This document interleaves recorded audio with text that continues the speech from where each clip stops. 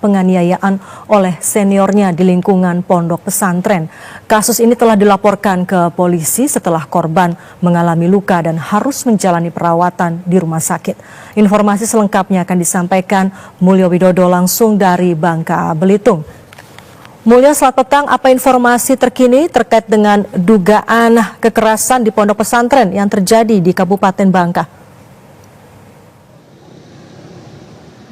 Baik, terima kasih Herdina. Ya, memang benar sekali bahwa Suryanto, salah seorang wali santri HZ ini melaporkan dugaan tindak kekerasan yang terjadi di lingkungan pesantren yang terjadi kepada anaknya ke Sentra Pelayanan Kepolisian Terpadu atau SPKT Polda Kepulauan Bangka Belitung. Suryanto melaporkan kejadian ini ke polisi untuk mendapatkan informasi sebenarnya apa yang terjadi terhadap anaknya di lingkungan pondok pesantren yang ada di Kabupaten Bangka. Kemudian Suryanto mengaku bahwa ia mendapatkan informasi dari 2 orang santri yang berada di lingkungan pondok pesantren tersebut, dan 2 orang santri ini melaporkan bahwa HZ yang merupakan putra dari Suryanto ini mendapatkan kekerasan dan dibawa ke rumah sakit. Sesampainya ke rumah sakit, Suryanto mendapatkan bahwa anaknya dalam kondisi yang tidak baik-baik saja atau dalam tanda kutip babak belur seperti itu, dan mengalami luka di sejumlah bagian tubuh.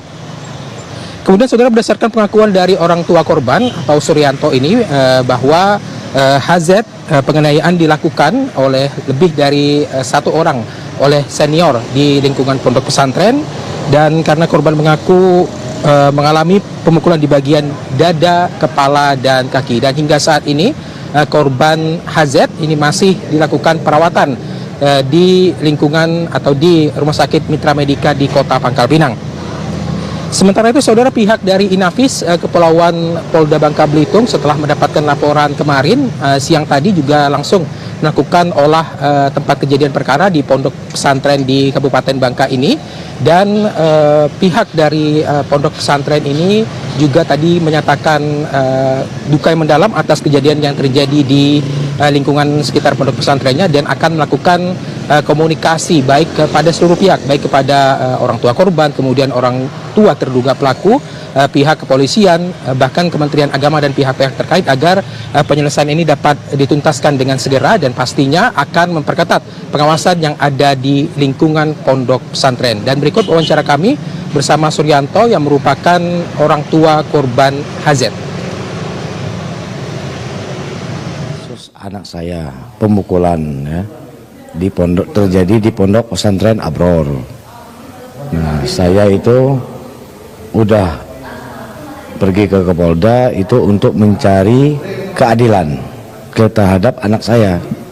Nah, kita sebagai orang tua kan nggak mungkin membiarkan anak kita sampai terbaring di kasur rumah sakit. Masalah anak saya ini tolong jangan pernah ditutup-tutupi. Saya minta keadilan. Kalau pelakunya orang berapa, tunjukkan orangnya, bilang sama orangnya, ini pelakunya, sanksi apa yang kalian buat.